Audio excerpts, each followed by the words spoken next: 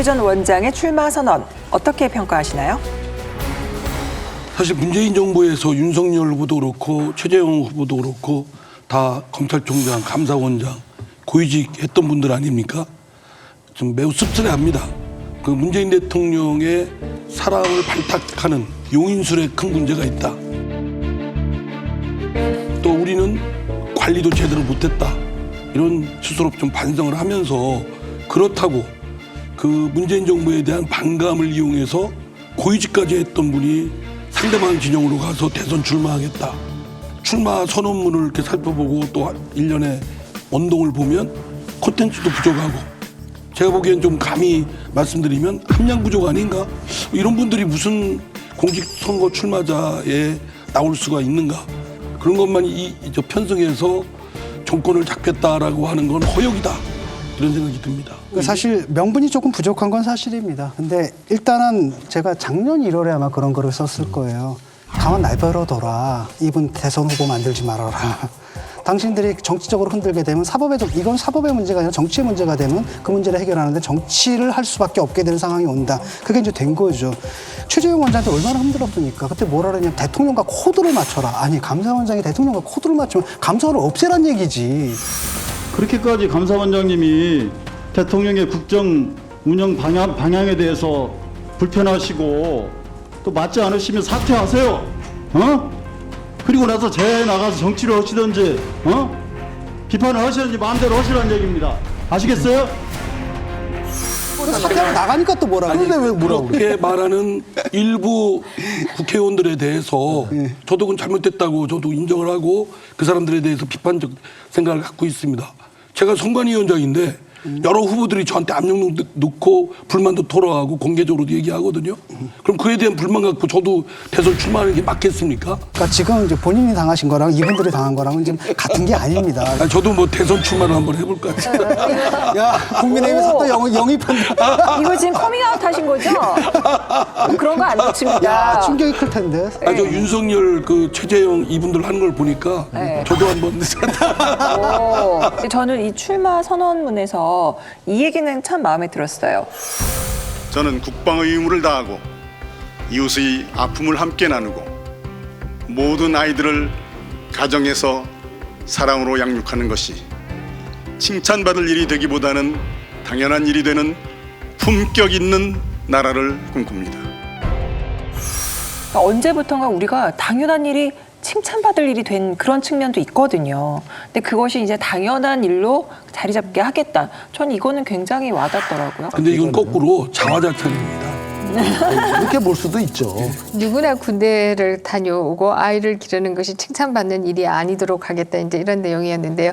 이것도 또 자세히 보면은 선두주자를 겨냥한 부분이 있다 이렇게 볼 수 있겠지요. 뭐 윤석열 총장이 양쪽 시력이 맞지 않아서 군대를 못 갔다 온 것이고요. 또 아이가 없죠. 뭐 그렇게 본다면 선두주자를 겨냥한 부분이 있다 이렇게 얘기할 수 있을 것이고요. 또 다르게 보면은 본인이 그것을 다 해냈다라고 하는 것을 얘기한 부분이 있다 이렇게 얘기할 수 있을 것이고요. 또 다르게 보면 사실 요즘은 가정이 굉장히 다양화되었습니다. 그래서 아이가 있는 가정만 뭐 당연한 가정 혹은 칭찬받는 가정 이것이 아니라 다양한 형태의 가족이 있기 때문에 또 이 얘기가 어떻게 보면 조금 시대에 뒤처진 얘기일 수도 있다. 뭐 다양하게 해석이 가능하다 이렇게 생각이 듭니다.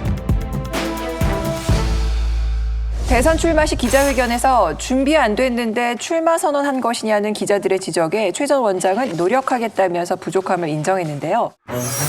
이 남북관계에 있어 정상 간 만남을 통한 이 탑다운 방식이 실효성이 있는지 그렇지 않다고 생각하시면은 대안은 있으신지도 궁금합니다. 네,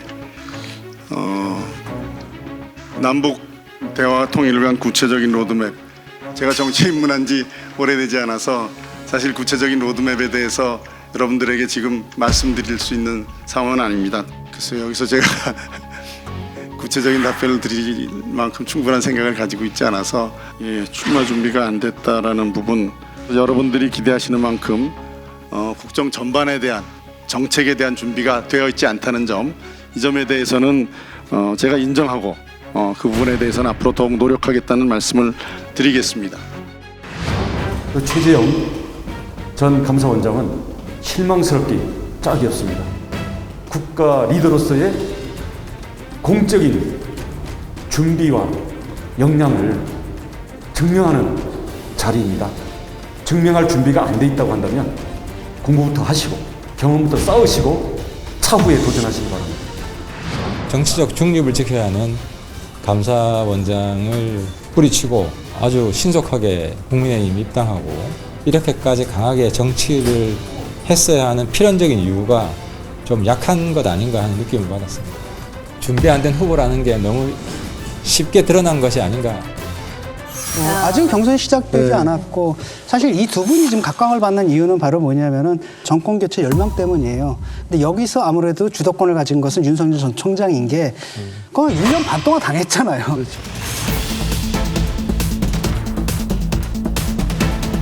반면에 이제 최재형 감사원장이 뭐 국감장에서 좀 당하긴 했지만은 그것에 비하면 사실 비교할 바가 못 되고 그렇기 때문에 저는 오히려 이제 최재형 원장 같은 경우에는 콘텐츠에 좀 주력을 해라. 왜냐하면은 윤석열 후보가 거기서 조금 삐끗거리고 있기 때문에 어느 순간에 그 유권자들이 딱 볼 때 좀 아닌 것 같다. 그래서 어떤 대안을 찾을 때 그 대안의 모습을 갖추는 게 저는 좋은 전술이라고 생각을 합니다.